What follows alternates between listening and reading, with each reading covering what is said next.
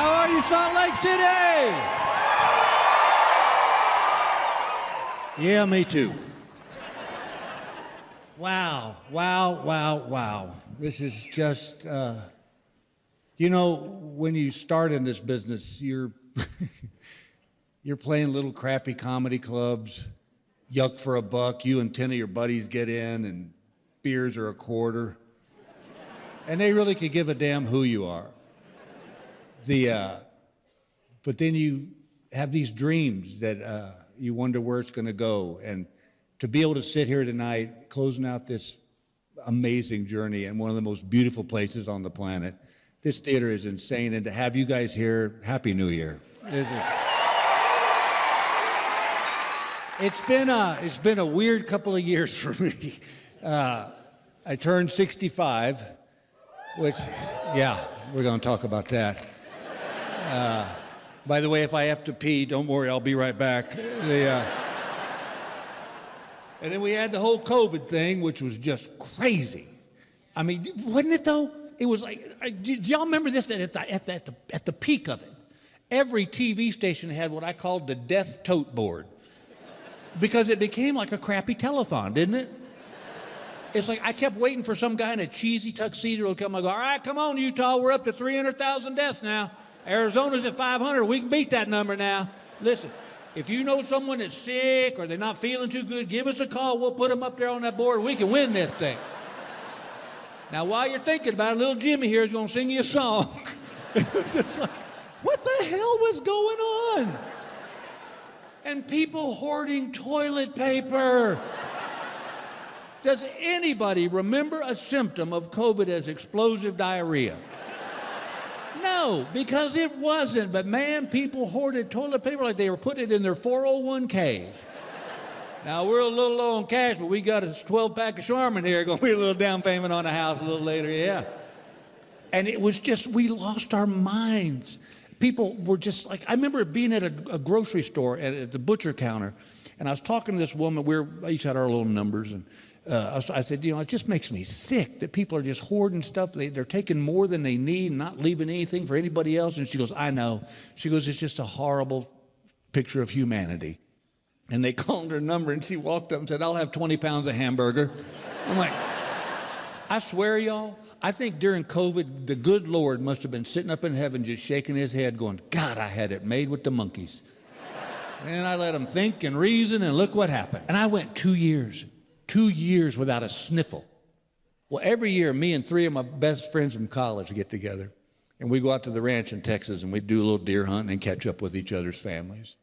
We sat in separate deer blinds. We ate dinner outside. 2 days after they left, my buddy called me and said, man, I just tested positive. I'm like, oh, God. You can't tell that to someone like me, because I'm a hypochondriac. Oh, God, yes. It's never a headache, it's a tumor. It's not a cough, it's black lung. I'm bringing back something that's been gone for centuries. Because as soon as he said I tested positive, I swear I went, oh, something don't feel right. Well, I had to go on up to Washington State to do a show, and I felt fine. I was a little off, but not sick or anything. Then the next day I had 2 shows in Fresno, California. I had a 3 o'clock and a 7 o'clock show. And I landed at Fresno at 1:30, and because California's nuts, they wouldn't even let me in the theater until I took a test.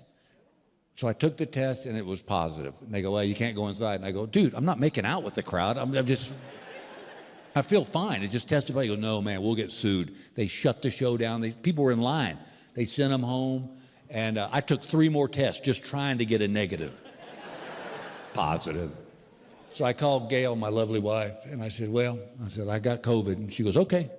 She goes, just come on home and go on into the guest bedroom. Oh, yeah, she's not giving up the master. Are you kidding? And so I got home, and y'all, I was just freaking out. Because I had heard all the horror stories, you know, people losing their taste and their smell, and sadly, some people died from it. So I'm waiting for the COVID wave just to come crashing down on me. I gotta tell you something.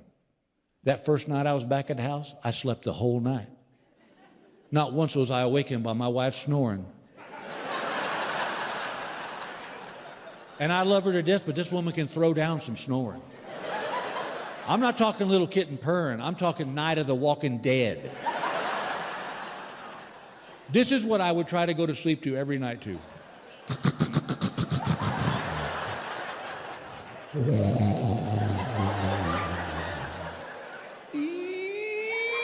It's like, are you killing a whale next to me?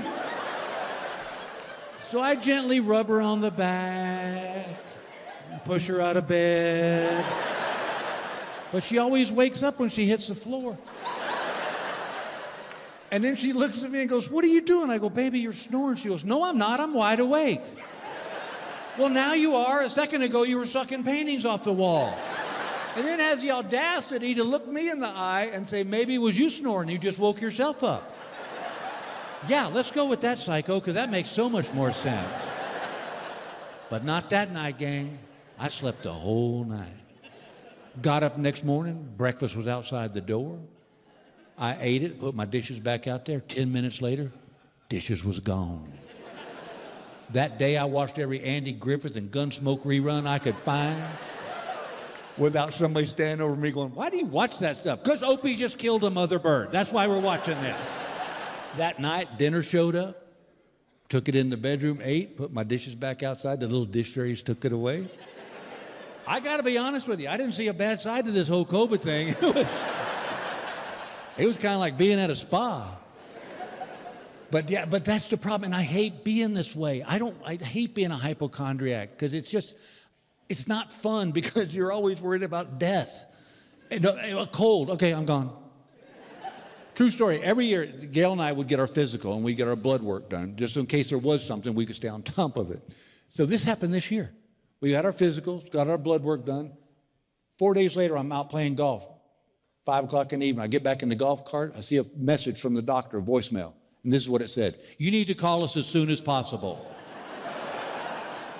What the hell does that mean?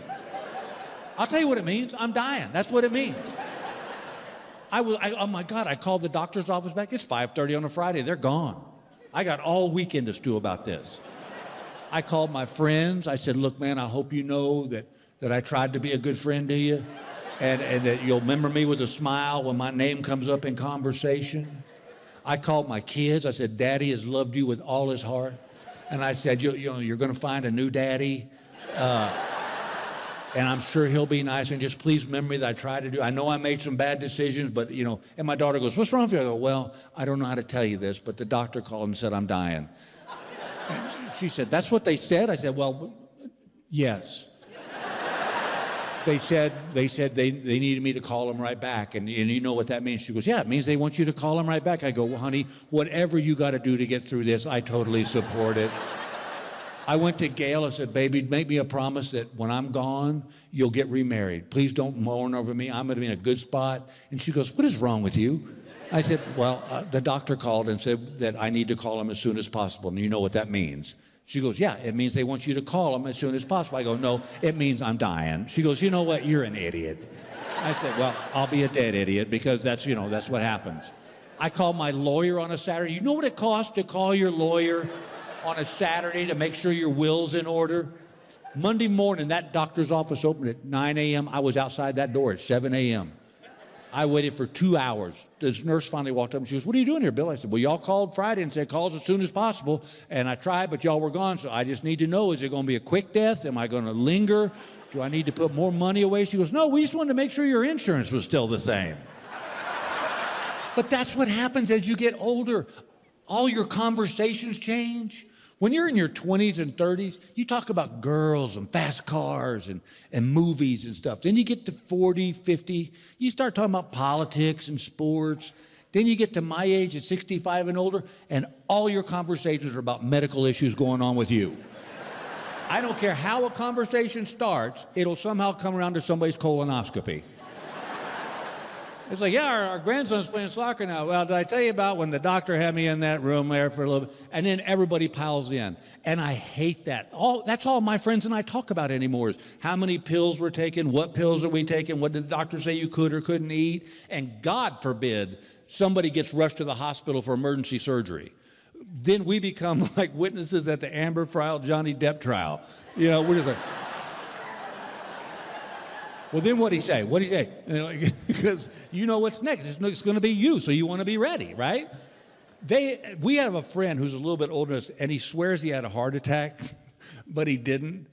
But we keep asking about it because it's so fun to hear him tell the story. Because he becomes like a war hero in a Ken Burns documentary. It was Tuesday, 0700. I had just driven through the Hardee's drive-thru, got a bacon, egg, and cheese biscuit when my heart was under attack. I reached for my cell phone, but I knew communications to my left arm had been cut off, and I knew that the nearest hospital was 7 clicks away. And that's when the panic set in. I remember screaming, "You're not taking me, Charlie!" Then he asked his wife, "How was Joe's heart attack?" He said, "Oh, he didn't have a heart attack. He gets gas every time he goes to Hardee's." And he calls me screaming, "I'm dying, I'm dying." And by the time I get home from the Walmart, he's asleep on the couch. And we're all like, so? But that's what happens as you get older, man. It's like, oh my God. This is how bad it's gotten. This happened today. I had to put my glasses on to help me get my contact lenses in. And COVID wasn't just all about medical issues either. COVID had forced a lot of us to reevaluate our marriages. I know where you are. I'm one of them. My lovely bride and I have been married for 40 years. The reason we've been married for 40 years is because I go away. I often tell her I'm the perfect husband. I go on the road, pick up a check, come home, drop it off, leave again. But COVID hit, and now we're together 24/7, and we had a little adjusting to do. I learned a lot about Gail that I didn't know. You would think after 40 years of marriage, I'd know everything there is to know about that woman. But I learned a lot. I learned that she's addicted to Bed Bath & Beyond. She just buys crap. One day she came in and she goes, "We need to go to Bed Bath & Beyond." I said, "For what?" And she goes, "I need to get clothes hangers." I said, "Don't we get them free from the cleaners?" She goes, "No, I need these special kind, and you ladies will know what I'm talking about." She said, "I need the kind with the velvet on them." I said, "For what?" She goes, "So it keeps my dress from falling off." I go, "That's been our problem for 40 years. My other favorite was, she goes, "We need to go to Bed Bath & Beyond." I go, "Now for what?" And she goes, she said, "I need to get guest towels." I go, "For what?" She goes, "So when people stay with us, Bill, they have towels they can use." I said, "Well, here's a thought. We have a washer and dryer. And those folks don't live with us, so they don't know that our regular towels ain't our guest towels. And if they bitch about it, screw them, they can go stay at the Hilton." I said, "You're just buying crap." She goes, "Well, you buy crap at Bass Pro Shop." I said, "No, ma'am. I buy essential items at Bass Pro Shop." She goes, "Like what?" And I said, "Like, I need a cooler that knows whether to keep my beer cold or my coffee hot. That's essential." She goes, "You're an idiot." I go, "I'll be an idiot with a cold beer. That's what I'll be." But it's just weird to see how she was acting during COVID. And I swear, if I didn't know better, I think she was pregnant. Because she was nesting, I swear. I would get a cup of coffee, take 2 sips of it, set it down on the stool, and walk 3 steps away, and she goes, "Are you done with that?" "Well, there's 3/4 of it left. There's still steam coming off it, so I'm going to go, no, Alex." She goes, "Well, you know where to put it when it's done." I go, "Right, we throw it out in the street." She goes, "No, you put it in the dishwasher, and put it in the dishwasher right." I go, "What do you mean right?" She goes, "I didn't know this, fellas. Did you know this? That there is a wrong way and a right way to load a dishwasher." See? One night we had dinner, and we finished dinner, and I took my plate and my silverware, and I walked to the dishwasher, put them in there, shut the dishwasher. Here comes Gail right behind me. Opens up, starts rearranging. I said, "What are you doing?" She goes, "You put them in there wrong." I said, "What are you talking about?" She goes, "Bill, you can't put bowl, plate, cup, bowl, plate, plate, cup, bowl, plate." I go, "Why not?" She goes, "They won't get clean." I said, "Have you ever actually been inside a dishwasher?" Here's something else I didn't know, gang. Did you know that women can have a bad day and blame the whole day on their hair? I didn't know that. One day during COVID, Gail was in a pissy mood. God, she was in a pissy mood. And I said, "What's wrong with you, honey?" And she goes, "Oh, the girl that cut my hair did it all wrong. I can't get it right, and it just ruined the whole damn day." I was like, wow. Fella couldn't get away with that. Fella couldn't have a bad wiener day. We do. Some days it looks good, doesn't it, boys? That's right. You want to slap a leash on it and walk it around the block. Then other days maybe it was cold. You slept on it wrong. Man, couldn't blame a whole damn day on it, though. like, Jimmy, what's wrong with you? I'm having a bad wiener day. What happened? I took a shower, fell asleep on the couch. It was still wet. I can't do nothing with it. I'm going to guarantee you right now there's somebody in this theater going, that is a bored human being right there. This is another thing I learned. My lovely wife, she has to say things out loud. That's how she gets them straight in her head. Perfectly fine if you know that's going down. But we'll be in the car, and I'm driving, and this is what I'll hear. Okay, I need to go to the cleaners. I need to make a hair appointment. I need to make sure to get my nails done. I'm like, what? And she goes, I'm not talking to you. Fine, I keep driving. Then I hear, okay, do we have dog food? Oh, wait, do we need to pick up those tickets? And do we need to make reservations for dinner tomorrow? And I just keep driving. And she goes, are you going to answer me? Yeah, if I knew who you were talking to. Me or your little imaginary friend down there. Well, this was my other favorite one. The other day she came and she goes, I think you need to get your hearing tested. And I said, what? She goes, see? And I was joking. She goes, no, Bill, I really think you need to get your hearing tested because you don't hear half the stuff I say. And I remember when that day I got married, my granddaddy pulled me aside and he said, son, you want the secret to a long and happy marriage? Pick your battles. He said, if you go to war every time, you're going to lose. And I remember thinking, this is a battle. So I said, all right, I'll go get my hearing tested. So I went to the hearing doctor, gave me the test. He goes, your hearing's fine. I said, thank you very much.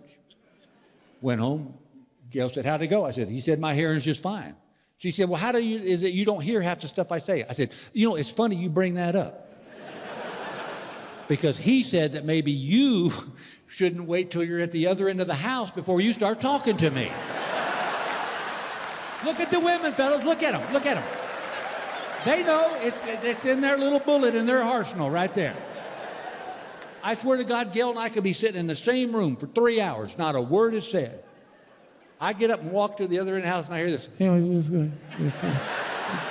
Just come on. Now I got to come back in and go, what? She goes, see, you're hard of hearing. I go, no, dogs couldn't hear what you were saying. And then she pulled this one on me. This. So when I do shows, part of my responsibility is I do radio interviews. So I'll wait for the radio station will call me. We'll do an interview. We'll pump up the show. And invariably, it was what happened. So I was waiting one morning for the radio station to call, and I'd had like 3 cups of coffee, and I had to pee. And I've gotten to that age, and some of you guys my age and older know this, that we're at that age that when your body says, I got to pee, it's not like I got to pee in a couple hours. It's like, find a bathroom now. True story, y'all, true story. We were driving from Denver. You know where Little America is? Okay. We were one exit away. Again, Gail had said, I need to stop at Little America because I got to pee. I said, all right, fine. We got one exit away, and I whipped off the side of the road and had to pee on the side of the road because I couldn't make it another exit. So I'm waiting for the radio station to call, and I know what's going to happen. As soon as I set my phone down and go to the bathroom, they're going to call. So I take the phone with me into the bathroom. And I'm peeing, and they call. So I can't flush the toilet, because I'm in the bathroom and they'll hear it. So I'm doing the interview and just talking, and I go, hey, I'm looking forward. It's going to be the greatest shows, the last 2 shows in Salt Lake. It's going to be awesome. Y'all get some tickets. Come on out. We'll have New Year's Eve together. And they go, well, Bill, we're really thrilled you're in your tour there in Salt Lake City, and you're going to have a blast. People are going to come out. We'll get everybody out there. And Gail walks in to the bathroom, and she looks at the toilet and reaches down and flushes the toilet. I'm looking at her like, what are you doing? She goes, there was pee in the toilet. That's disgusting. Flush the toilet. I go, I'm doing an interview. And she knew she was wrong because she ran out. Well, now I got the dilemma. Did they hear me flush the toilet? Should I address it, or should I just skate over it and act like nothing happened? I figured that's the best option. So I kept doing the interview, and they said, all right, well, we'll talk to you next time, Bill. I said, well, listen, thank you guys for putting it on the air. You guys have always been big supporters, and I really appreciate it. They go, Bill, we love you to death. And I said, well, thanks a lot. And they go, hey, don't forget to wash your hands. But there was a good thing that came out of COVID. Some of you who may follow me on social media may know this. I actually went back to college and got my degree. Yeah. Only 46 years later. So if you got a kid on the 5-6-year plan, relax. Yeah, I just got tired of being the only person in our family didn't have a degree. And also because the first time I went to college, it did not go well. Actually, I shouldn't say that. It went great, just not for studies. Because, see, you got to understand something. When I was a kid, I was a parent's dream. I didn't smoke, drink, I didn't cuss, I didn't bust my curfew. They loved me. I got to college, it was like, oh, this is a whole new ball game here. And I'll never forget this as long as I live. First semester, when I was in 75, me and my dorm mate were sitting in our beanbag chairs, and he looked at me and he said, you know, in college, they don't take roll. I said, do what? He goes, yeah, they don't even care if you go to class. I go, well, me in college are going to get along just fine. Not realizing you don't go to class, you don't learn nothing. Y'all, my first semester grade point average was .76. That's lower than dumb. Oh, and then I discovered women and beer, and studies went right out the window. So I dropped out. Well, now fast forward, my son was getting ready to go off to college, and I thought, you know what? This would be a good learning experience for him. So I sent off for my transcripts. And they came, and one morning we was having breakfast before he left to go off to college. And I slid that transcript across the table. I said, take a look at that, son. He goes, good God, Dad, .76? I said, that's right. I said, that's what happens when you don't go to class. I said, your only job for the next 4 years is just to go to class. Because if you'll just sit there, something will sink in. Apparently I was wrong. Because he didn't do too well his first semester, but then he got it together. Well, now fast forward again, I'm getting ready to re-enroll in Grand Canyon University down in Arizona, and I was going to get a degree in Christian studies. And I had to retake a lot of classes because I'd done so poorly in them the first time. And one of them was a college math class. Now, I'm going to tell you a story. You may not believe this, but I graduated high school with no math at all. Yeah, I think it's illegal now. But here's what happened. In junior high, we had algebra. I loved algebra. I don't know why it sat with me so well, but I just really enjoyed it. Well, then we got to high school, and we had geometry. And I hated geometry because of one thing. Remember proofs? Yeah, where you had to get the answer, but then you had to show how you got the answer. And my thought was, no. I got the answer, give me the damn credit. What do you care how I got it? What am I going to write down? Looked over my buddy's shoulder? I look at it this way. If you're a plumber and I hire you to fix my broken toilet, I don't care what steps you take to fix it, just get it flushing again. That's the way I looked at geometry. And if someone had just asked me, what's the problem? I'd have said, look, I don't understand it. I don't like it. Instead, the great state of Texas Board of Education decided that I had a learning disability. My senior year, they put me in a remedial math class where that was me and 6 other idiots sitting in a room with these gigantic headphones on, and this pre-recorded voice would go, 2 plus 2 is 4? You're smart. Well, hell, I aced that. Well, now I re-enroll in college, and I got to retake, they assume that you've had algebra 1, 2, and 3, and 4, geometry 1, 2, and 3, trigonometry, physics. I'd had none of that. So now I'm in a class that they're wanting me to do logarithms and Excel, and I thought, I'm not going to get my damn degree because I can't pass a math class. I thought, oh, I know what I'll do. I'll get Gail to help me. She got straight A's in college. My friends, it was at that point in my life that I realized my wife will never be a tutor. She does not have the patience for it. This would be a typical conversation between me and her. Baby, I don't understand how they got the answer to that math problem. She goes, well, how can I make it any easier? It's right there in front of you in black and white. And I go, I don't care if it's on pink paper with blue polka dots.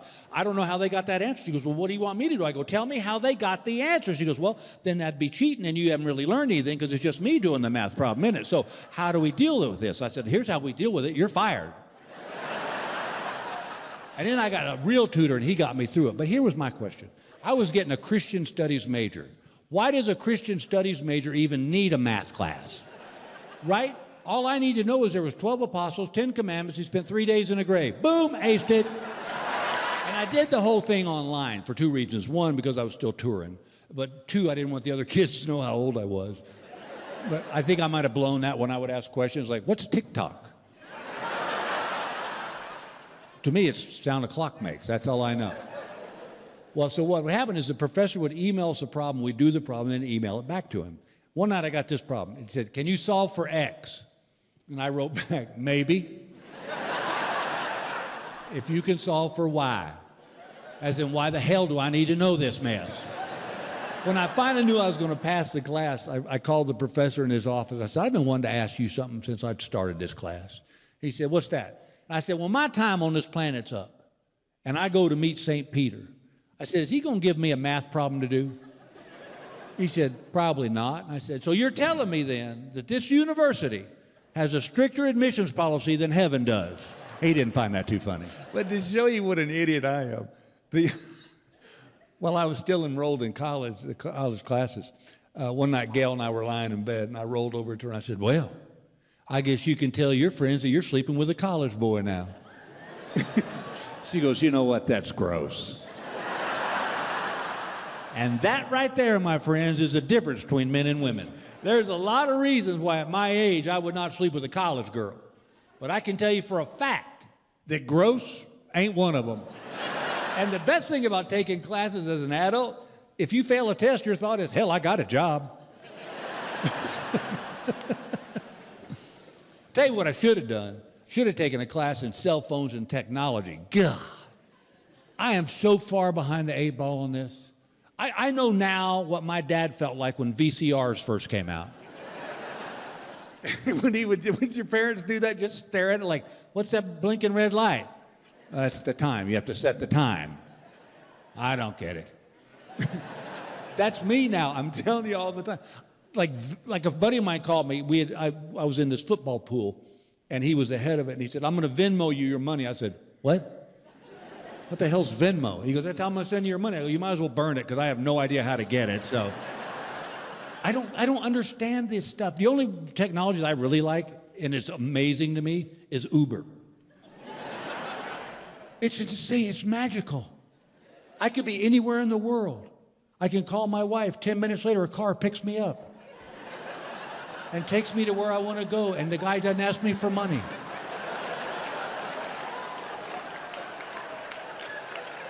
It's amazing.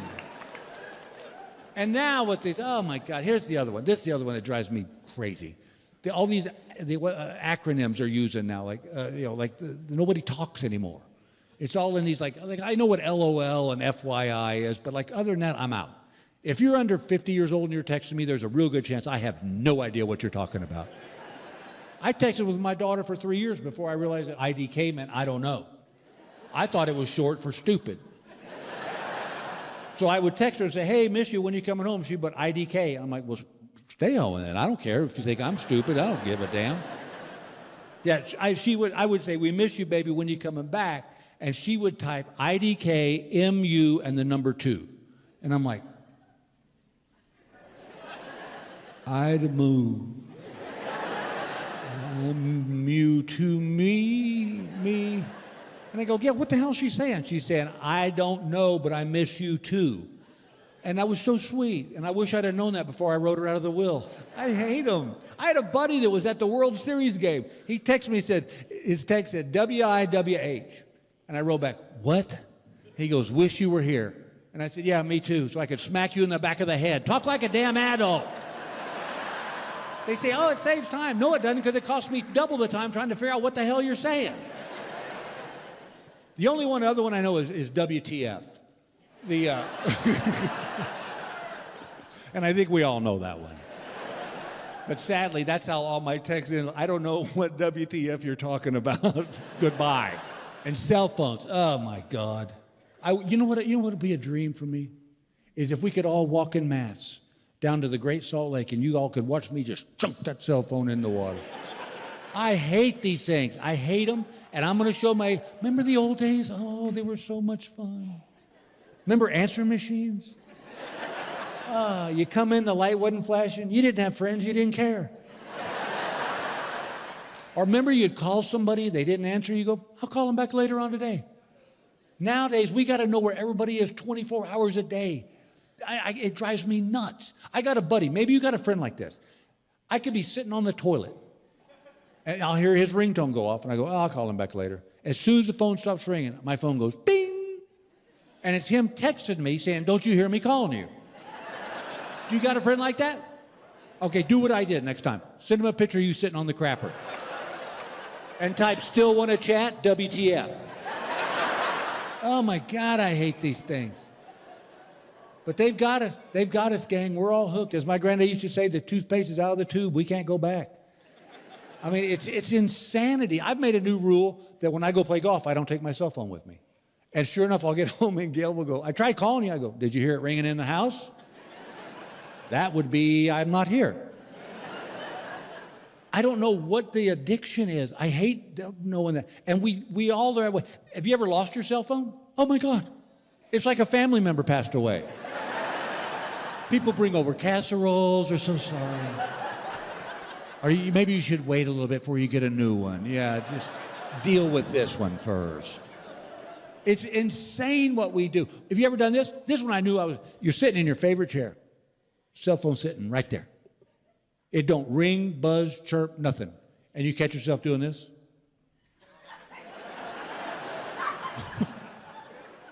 What are we looking for?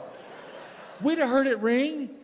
I'd be willing to bet you a significant amount of cash that before cell phones, not once did you ever walk over to the wall phone and go, they've got us, man. And I know where my hatred of cell phones comes from. I know there's two incidents. One, a buddy of mine got into my phone. I don't know how he did that, but he got in my phone and he changed my autocorrect. So every time I would type the letter I, it came up Big Billy. So if I text you and said, hey, can I stop by your house later? It came out, hey, can Big Billy stop by your house later? And then you'd read it and go, what a jackass. Who calls himself Big Billy? And then I'd see it and text you back and go, look, I don't really call myself Big Billy. But then that came out, look, Big Billy really didn't call himself Big Billy. I couldn't get it off my phone. I had to go to a phone store and have a 17-year-old kid. Well, while he's fixing my phone, I'm telling him the story. And he goes, well, I can help you get back at your buddy. I said, I'm all ears. He said, can you get in his phone? I said, oh, yeah. I said, everybody gets in his phone. He's an idiot. He tells everybody his code. And I'll tell y'all, it's 2337. Well, if you look at it, it spells out beer. He's so proud of that. Now, don't think for 1 second there's not somebody in this theater going, you know what, that's not too damn bad, actually. So he said, look, I can teach you how to change his auto signature on his emails. And I said, done. So he showed me what to do. And one day, me and my buddy were out playing golf, and he went to hit his ball, and I grabbed his phone, and I got in there, and I changed his auto signature on his emails from Joe Smith to while seated on the toilet. Well, about a week went by. I got a text that said, hey, jackass. He said, not everybody's a paid comedian. He said, in case you've forgotten, I'm a financial advisor. And I have people's retirement funds in my hand. And they don't really see the humor. When I sent him an email saying, hey, just went over your portfolio while seated on the toilet. So I texted him back and said, well, Big Billy apologizes. The other one, and this one was awkward. Gail and I were getting new cell phones, and I said, baby, you're going to have to set these up because I'll screw it up. She goes, no worry, I got it. So she's setting up our new phones. But when she got to the contact information, instead of putting my name, Bill Engvall, she put my lover. Well, she thought it'd be cute that when I call, she'd go, look, my lover's calling. Well, what I didn't know is that when you forward that contact information to someone, that don't change. So what happened was, we were getting ready to sell our house. And we discovered there was some mold in the crawl space of the basement. So Gail said, look, I found this mold guy, you deal with him. I'm like, done, I'm all over it. So I called the mold guy. He comes out, sprays the basement. Well, we sold the house, and the couple that bought the house discovered there was still some mold in the crawl space of our basement. So I called the mold guy back. But what I don't realize is he's left his phone at the golf club he belongs to, and I guess the manager found Sam's phone and realized it was Sam's, put it in his coat pocket, figuring Sam would get down the road a piece, realized he'd left his phone, come back and get it. Who chooses at that proper moment to call but me? His lover. I called Sam's phone, and I guess the club manager looked at it and it said, my lover, and he goes, well, hello, Phyllis. I said, who's Phyllis? Big pause. He goes, oh, I'm sorry. He said, I just assumed this was Sam's wife. And I said, oh, I didn't even know he had a wife. I said, he's just a fellow who services me. It is crickets on the other end of the line. This guy is so flustered, he can't even put a sentence together. He's like, would you like to leave a message? Now realize I don't know, it says my lover on the phone. So I said, yeah, just tell him I need him back in my crawl space ASAP. Well, Sam knew what it meant. But the club manager had no idea, and poor Sam had a lot of explaining to do. But other than that, things are good. I got to be honest with you. I joke about poor Gail, poor thing, because she's done none of it probably. I just exaggerate everything. But I'm going to tell you something about that woman. She is without a doubt the most patient woman on the planet, because she's married to me. I'm sure when I'm on the road, she drinks heavily. He's gone. But she pulls me out of so many situations. One Sunday we were in church, and I had noticed over the last few weeks that our pastor was losing weight, and he looked great. So service is over, and we're walking out through the center aisle, and we get up to the pastor, and I said, Reverend, I got to say something. I said, I know you've been losing weight over the last few weeks, and you look amazing. He goes, oh, wow. He goes, thanks for noticing, Bill. I really appreciate that. I go, what are you doing, dude? Are you lifting weights? You dieting? What's up? He goes, actually, you know what, Bill? All I do is I go to the gym and I swim laps for an hour every day. And I go, that's it? He goes, that's all I'm doing. I said, well, keep it up, man. It's working. That's great. Yeah, funny story about that. My granddaddy was a lap swimmer. He goes, was he really? I said, oh, yeah. He used to go, yeah, because this was before all the fancy gyms. He'd just go over to the YMCA and swim laps in their pool for an hour. I remember being a little boy, going to visit Grandma and Grandpa, and I'd put on my swim trunks and I'd walk across the street with him to the Y. And I'd sit on the edge of the pool while he swam laps for an hour. I said, but all he knew how to do was doggy style. He'd just do doggy style up and down the pool for an hour. And I remember even being a little boy thinking to myself, wow, if I did doggy style for 10 minutes, I'd be worn out. And the pastor looked at me and went, oh. And walked off. I looked at Gail, I said, what's his problem? She goes, it's doggy paddle, Bill. Tomato, whatever. It's like one night, she went out with her girlfriends to one of these lady parties, you know, where they sell like lingerie and stuff. Well, by the time she got home, I was in bed watching a football game. She walked in the bedroom. I said, hey, how was the party? She goes, it was great. She goes, me and my friends had a blast. I go, well, good. I'm glad you went. She goes, I bet you will be. I said, what are you talking about? She goes, I bought you a little something. I said, did you really? And she threw on the bed this little pair of baby blue silk skimpy boxer shorts with a red rose right there. And I said, have you lost your mind? She said, fine, sorry I thought about you, and walked out of the room. I'm like, oh, way to go, Bill. All I had to do was say thank you, put them up in the closet, nobody ever sees them again. But I tried to be Mr. Funny Man, and I hurt her feelings, and I felt bad.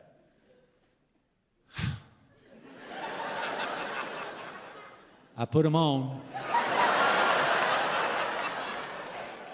Kind of sashayed into the kitchen, said, well, what do you think? She goes, good God. I said, hey, you bought them. She goes, yeah, for me to wear for you, Bill. Whoops.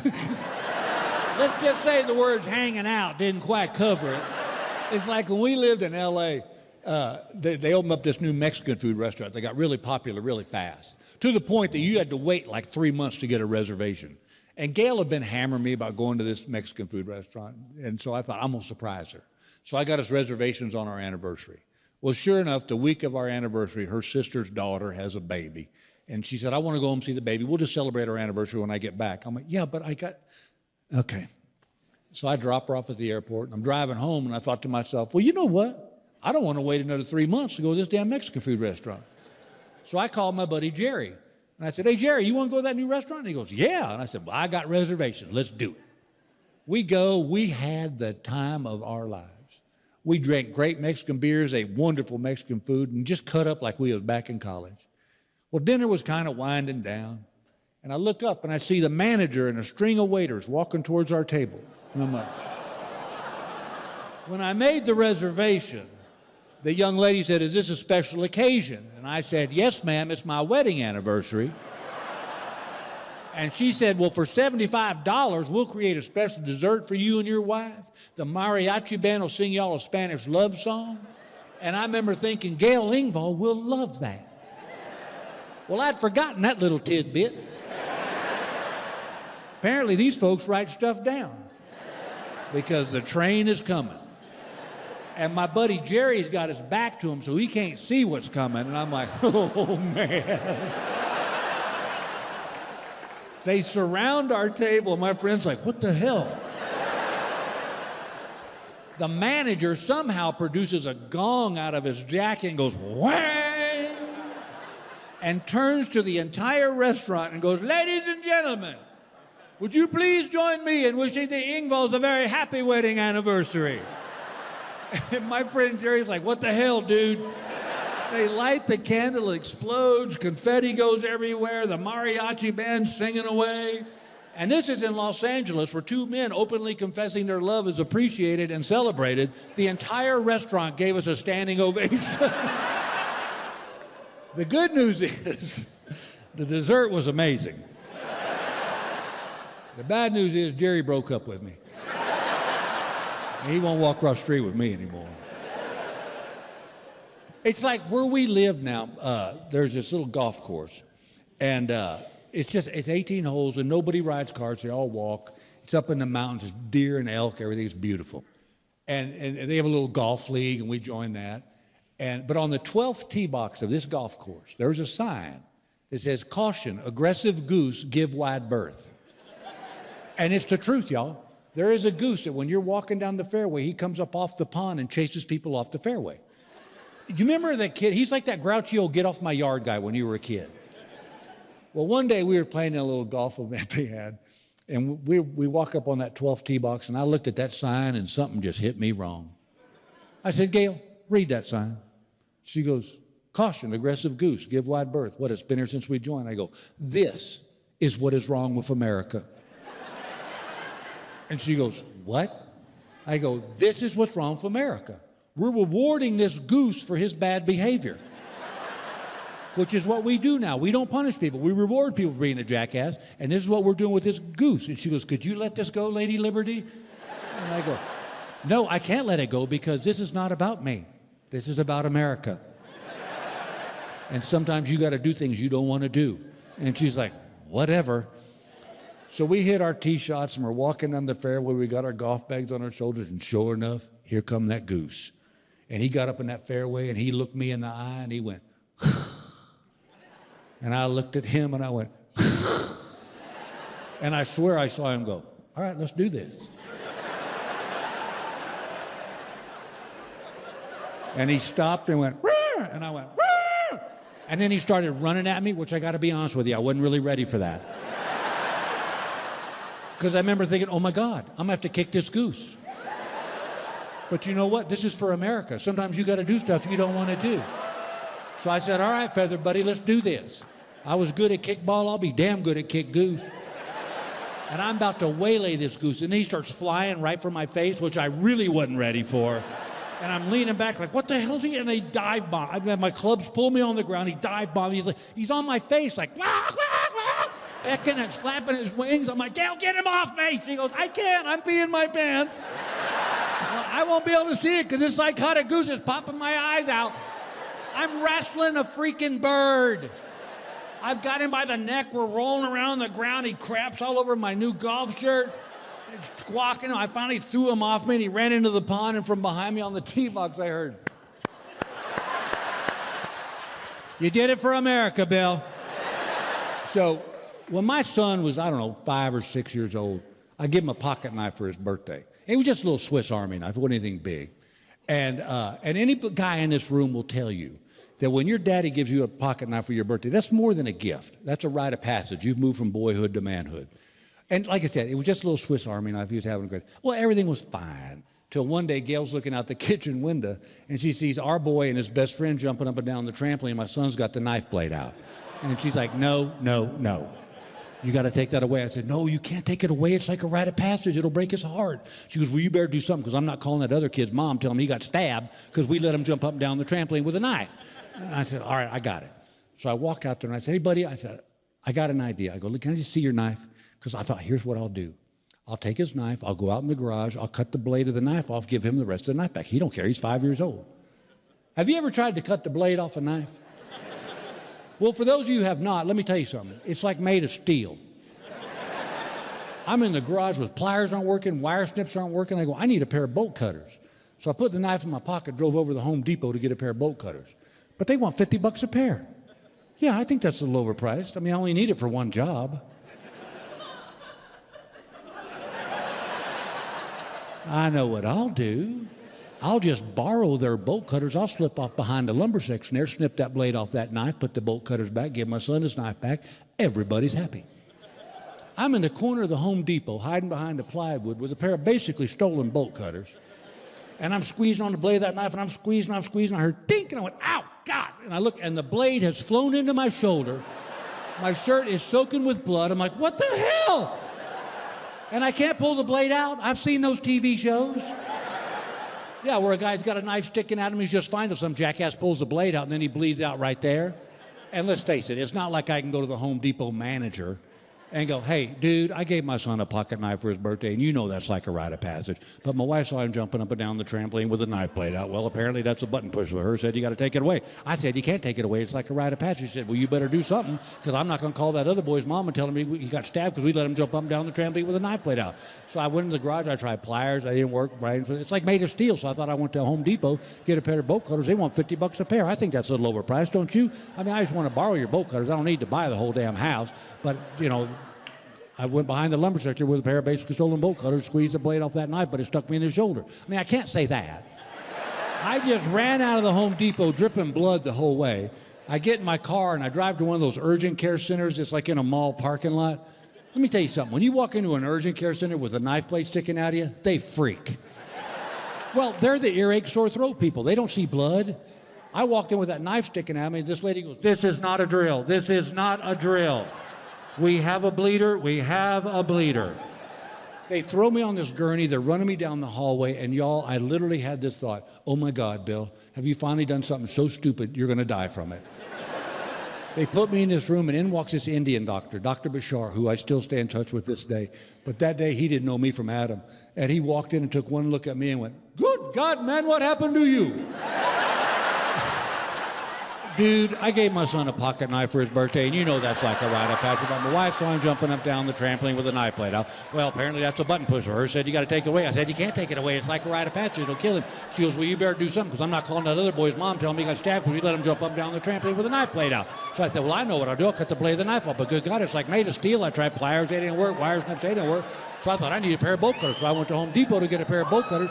They want $50 a pair. I think that's a little overpriced, don't you? So I thought I'd borrow their bolt cutters, went behind the lumber section there, snipped that blade off that knife, but it stuck me in the shoulder. He goes, you are the dumbest man on the planet. He said, you're like that dog that chases the bird in the cartoons. I said, Wile E. Coyote? He goes, you are Wile E. Coyote. Don't let an anvil hit you in the head on the way out. It took him an hour and a half to sew me up. Not because the cut was very big, but because he kept laughing. And every nurse that would walk by, he'd go, please, please. You got to see the dumbest man on the planet. It's like he's making it up, but he's not. Then I had to go home and tell Gail why there's a $700 charge on our visa. And she's like, what is wrong with you? I go, well, this is basically your fault. She goes, how do you figure that? I go, if you just let him jump up and down the trampoline, everything would have been fine. But no. You had to throw a big hissy fit. Now, look, I got a scar. Guess I won't be a model. Thanks. 2 weeks later, I'm at the archery range. I had little field tips on my arrows. I shot my bow and arrow for about an hour. Put them in the back of the truck, drove home. Got to the house, took the bow and arrows out of the back of the truck, and I'm walking up the driveway, and right there is one of my son's old basketballs just laying in the dirt. And I thought to myself, wonder if a fella could shoot an arrow through a basketball. I took an arrow, I drew back. Okay, y'all, I could have done this 10,000 times and I'd have popped that basketball. But because I had field tips on my arrows, when the arrow hit the basketball, they hit one of the seams so perfectly, the arrow shot straight back up and the knock laid my cheek open right here. I got a flap of skin hanging. I'm bleeding. I walk in the house, and Gail's like, "What the hell?" I said, "His basketball was right there." You know what? You tell me what grown man wouldn't have looked at that basketball and thought to himself, "I wonder if I could shoot an arrow through a basketball." She goes, "I'll tell you who, Bill. Nobody. Nobody but you. You're like a 9-year-old. I swear to God, you're going to put me in a home." And I'm like, "Do you think we can finish this later? Because I'm feeling a little lightheaded right now." So she gives me a dish towel. I'm holding this flap of skin against my face. It's soaked with blood. She's driving me to the hospital. Of course, the whole way there is just... And I kept thinking, why couldn't the arrow have hit me in the ear? We get to the hospital. I walk through the emergency room doors, and I hear, "Good God, the dumbest man on the planet is back. You are putting my kids through college." It's like where we live right now. Behind our house is about a 40, 50-acre plot of woods. And beyond that's another neighborhood, but I don't know those folks. Probably for their benefit. But my next door neighbor on the other side, Luke, he puts a game camera out in the woods behind our house, and he takes pictures of the deer and elk and bear that walk by, and then he posts it on his Facebook page. Well, one night I got an idea. I thought it'd be funny if I got a Bigfoot outfit. Come on, that's genius.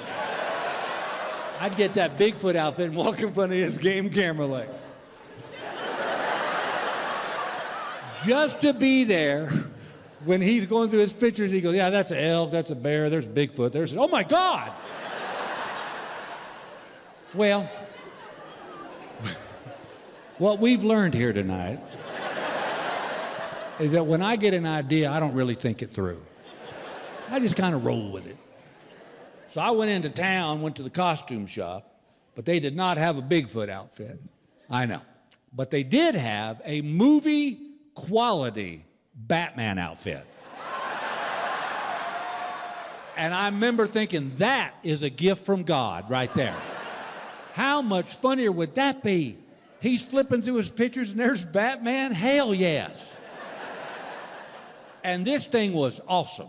It had the cape, the mask, the little eyepieces, the shorts, the tool belt, the tights, the boots, everything, gloves. And so I wanted to do it at night. So the picture was kind of grainy, so he couldn't really see it was me. Last June, I'm sitting in my den, 6 o'clock in the evening, dressed as Batman. And Gail walked by. And I could tell by the look on her face, she did not comprehend what was about to go down. And she said, "Are you going to tell me?" I said, "Yes, ma'am, I am." I said, "You know how Luke puts that game camera in the woods behind the house?" She goes, "Yeah." I go, "I thought it'd be funny if I got a Bigfoot outfit." And she goes, "Bill, no." And I go, "Ch-ch-ch-ch-ch." I went to town. They did not have a Bigfoot outfit. She goes, "Thank God." I said, "But they had this bitchy Batman outfit." And I remember thinking, how much funny would that be? He's flipping through his pictures and there's Batman. Yeah, that's going to be funny. She goes, "Bill, no." I go, "Listen, I know funny. It's my job." On a funny scale, 1 to 10, 30. She goes, "I can't talk you out of this, can I?" I go, "Nope." She goes, "Okay." She goes, "But wait a minute. It's only 6. It don't get dark for a couple hours. Why are you dressed like Batman now?" I said, "Good question. And I think this is a good opportunity for us to be honest. Who has not wanted to have sex with Batman?" And she goes, "Okay, not only no, but hell no." I said, "Why not?" And she goes, "I'll be happy to tell you why not." She said, "Let's say we do this." And I kind of get into it. She goes, "Where does it stop?" I said, "I don't follow you." She goes, "Yes, you do. Because if I say yes to this, you'll be out there buying Green Lantern outfits. You'll be buying Spider-Man outfits. You're going to want me dressed like Catwoman." And the whole time I'm sitting there thinking, I ain't really heard a reason not to yet. Well, that didn't happen. Well, it gets dark and I book it out in the woods. Well, I get out in the middle of these pitch black woods and the thought occurs to me, I don't really know where Luke's game camera is. So now I'm just a grown man dressed like Batman in the woods in the middle of the night. This is a news story waiting to happen. Well, you know when you get out in the woods and it's dark and you start hearing things and your mind starts playing tricks on you? I start flipping out. I'm like, "Oh my God, Bill, this is bad, bad, bad, bad. What if you get killed by a mountain lion? What if a pack of wolves tears you in half? How are they going to tell your kids?" I'm sorry, children, I don't mean to laugh. This is sad.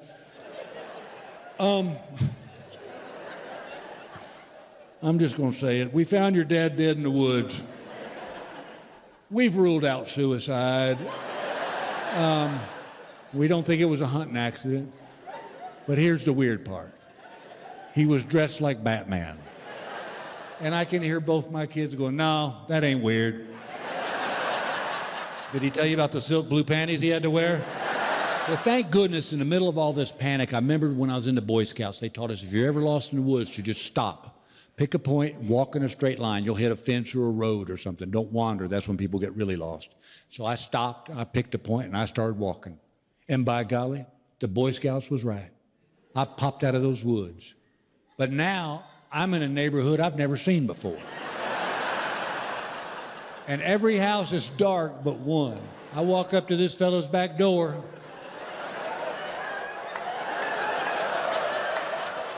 He opens the door. I said, look, man, I'm not crazy. I'm not a psycho. He goes, no.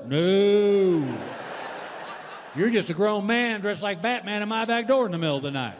I said, look, buddy, my neighbor puts a game camera out in those woods, and I thought it'd be funny if I got a Bigfoot outfit and walked in front of that camera. But I went to town. They didn't have that Bigfoot outfit, but they had this bitchin' Batman outfit. And I remember thinking, how funny would that be? That's way funnier.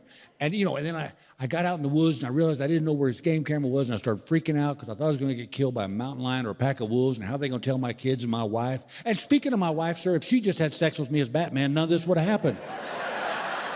I'd be sound asleep in our bed right now, but apparently she's got some kind of hang-up about making love to a superhero. Whatever.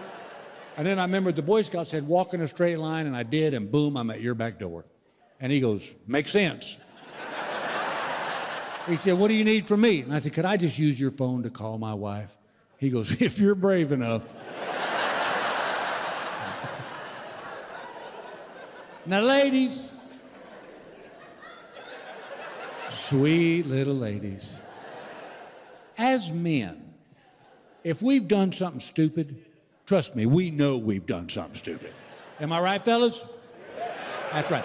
As a matter of fact, ladies, we beat ourselves up pretty good about being that damn dumb. So, ladies, we don't really need the lecture that you all feel is necessary to ice this stupidity cake, because trust me, we're going to eat it anyway. I called the house. This is how Gail answered the phone. What happened? How about hello? That's how normal people answer their phone. Hello. She goes, what happened? I go, okay.